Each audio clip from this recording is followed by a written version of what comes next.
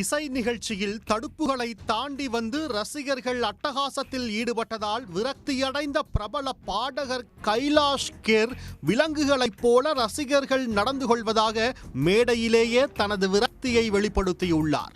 Kailash care இசை நிகழ்ச்சியில் அடிக்கடி பிரச்சனை ஏற்படுவது ஏன்? பிரபல பாலிவுட் பாடகர் கைலாஷ் கேர் மஜா படம் மூலம் தமிழில் அறிமுகமானார்.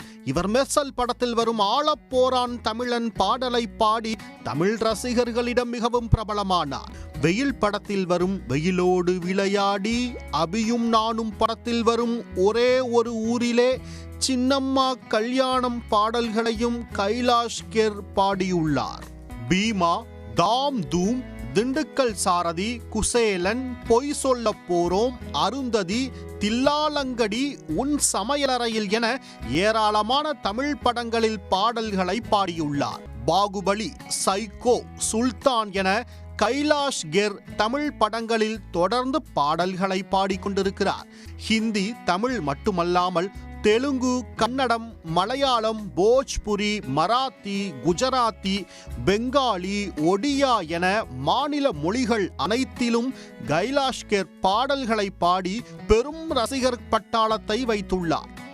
சினிமாவில் பாடல்கள் பாடுவதுடன் மேடை கச்சேரிகளையும் கைலாஷ் கேர் நடத்தி வருகிறார். இவரது கான்சர்ட்டை பார்ப்பதற்கு வட இந்தியாவில் ரசிகர்கள் படையெடுப்பது வாடிக்கை.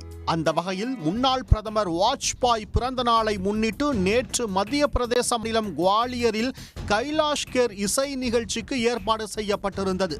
அவர் மேடையில் தோன்றி அவர் பாடல்களை பாடிக்கொண்டிருந்தார். நிகழ்ச்சி நடந்து கொண்டிருந்த போது திடீரென ரசிகர்கள் கூட்டம் கட்டுப்பாட்டை இழந்து தடுப்புகளை மீறி மேடையை நோக்கி முன்னேறியுள்ளனர்.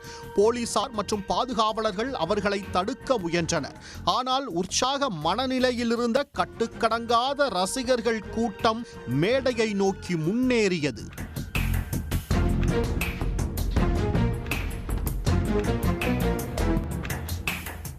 அதிர்ச்சியில் உறைந்து போன கைலாஷ் கேர் யாராவது தன்னையோ தனது இசை உபகரணங்களையோ நெருங்கினால் நிகழ்ச்சியை நிறுத்திவிட்டு சென்று விடுவேன் என கூறினார்.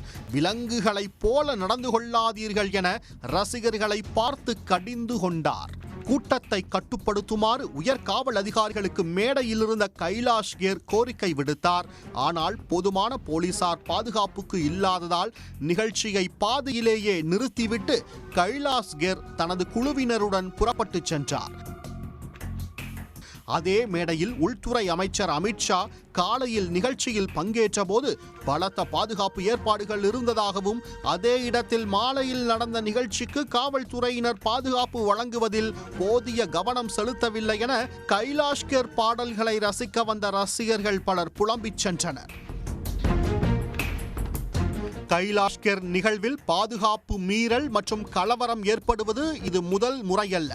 கர்நாடகாவில் உள்ள ஹம்பியில் 2 ஆண்டுகளுக்கு முன்னர் நடைபெற்ற இசை நிகழ்ச்சியில் ஹிந்தி பாடல்களை மட்டுமே கைலாஷ் கேர் பாடியதாக அவர் மீது கன்னட அமைப்பினர் பாட்டில் வீசிய சம்பவம் பரபரப்பை ஏற்படுத்தியது.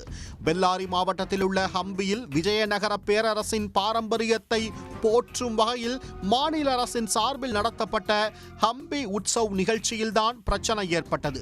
கன்னட அமைப்பினர் பாட்டில் வீசிய போதும் அதை கண்டுகொள்ளாமல் கைலாஷ் கேர் தொடர்ந்து பாடினார். ஆனால் குவாலியரில் பாதியிலேயே நிகழ்ச்சியை நிறுத்திவிட்டு சென்றதால் ரசிகர்கள் பெரும் ஏமாற்றமடைந்தனர்.